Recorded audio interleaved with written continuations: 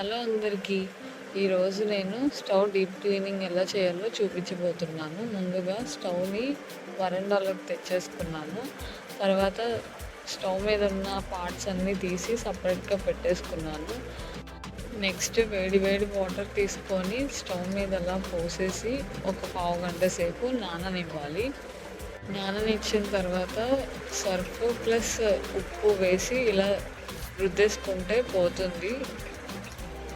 ఇంకా జిడ్డుగా అనిపిస్తే మీరు వేడి వేడి వాటర్ తెచ్చి మధ్య మధ్యలో పోసుకుంటూ ఇలా క్లీన్ చేసుకుంటే స్టవ్ మీద ఉన్న జిడ్డు మరకలు అవన్నీ పోతాయన్నమాట. తర్వాత స్టవ్ కూడా లేపి ఇలా క్లీన్ చేసుకోవాలి. ఎందుకంటే పాలు పప్పుచారులు అవి పొంగిపోయినప్పుడు కింద పడుతూ ఉంటాయి కదా, అక్కడ బర్నర్ దగ్గర క్లీన్ చేసుకోవాలి. నేను చూపిస్తున్న విధంగా అలా క్లీన్ చేసుకోవాలి.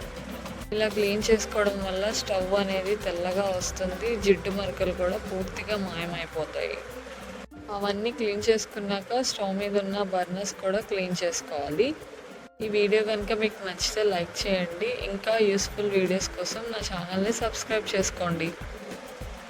సో స్క్రబ్బర్తో నీట్గా క్లీన్ చేసుకున్న తర్వాత వాటర్తో అయితే వాష్ చేసేసుకొని ఎండలో అయితే పెట్టేశాను.